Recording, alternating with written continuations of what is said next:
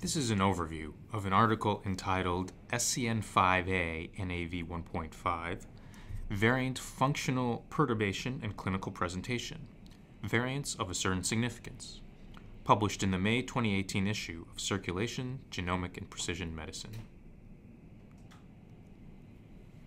Variants in the cardiac sodium channel SCN5A, or NAV 1.5, are associated with multiple arrhythmia disorders, including type 3 long QT syndrome, or LQT3, and Brugada syndrome, or BRS1. Rare SCN5A variants also occur in approximately 1% of unaffected individuals. As genetic testing becomes increasingly prevalent, the ability to predict which SCN5A variants are associated with disease will be useful and potentially actionable. While computational predictive models provide supporting evidence for variant classification, they often struggle to predict the exact effects of the variants. This is due, in part, to the inability of models to account for the many factors that cause variable penetrance, including other genetic and environmental factors that contribute to risk. In the paper under discussion, the authors hypothesized that in vitro electrophysiologic functional parameters explain a significant portion of the variability in disease penetrance. The authors proceeded with the premise that variant pathogenicity can be estimated as a continuous variable and that it has a quantitative relationship to the degree of in vitro perturbation of NAV 1.5 function across multiple in vitro electrophysiologic metrics. Drawing from the literature, they curated a large data set of SCN5A variants previously characterized by patch clamp electrophysiology and heterologous expression systems. Using the metrics listed on this slide, they then compared in vitro electrophysiologic perturbation and penetrance, defined here as the extent to which a genetic variant associates with a clinical phenotype in a kindred, to quantitatively establish a relationship between channel function and clinical presentation. The authors first classified variants into those predominantly associated with BRS1, those predominantly associated with LQT3, and those associated with unaffected status. When they mapped the locations of the variants onto the structure of the NAV 1.5 sodium channel subunit, the protein product of SCN5A, they found that the BRS1 variants were enriched within the 4 transmembrane domains of the protein. In contrast, the LQT3 variants were most enriched in transmembrane domains 3 and 4, as well as the linker between those two domains. Unaffected variants were relatively depleted in the transmembrane domains. The authors then used the Bayesian strategy to estimate the penetrance of each individual variant. Some variants, such as D1790G, had a substantial amount of data with respect to unaffected and affected disease status in variant carriers. This allowed for more precise, narrow probability distributions for the penetrances with respect to each of the two diseases.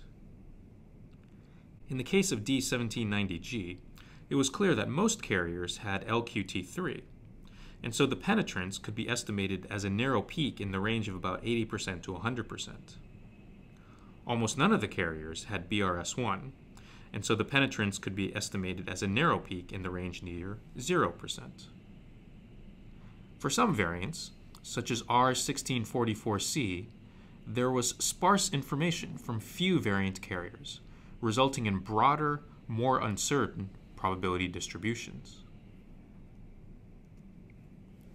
The authors then used the American College of Medical Genetics and Genomics criteria for variant classification to bin the SCN5A variants into 3 groups: pathogenic and likely pathogenic variants, variants of unknown significance, or VUSs, and benign and likely benign variants. They overlaid the classifications with the previously calculated individual penetrance estimates. They found that variants classified as pathogenic were very likely to have penetrance estimates over 20%, whereas variants classified as benign were very unlikely to have penetrance estimates over 20%. VUSs were intermediate. Next, the authors analyzed the relationships between variants' functional parameters and their associations with disease, as shown in the top half of this table. Increasing peak current decreased BRS1 penetrance, whereas a positive shift in V12 activation increased BRS1 penetrance.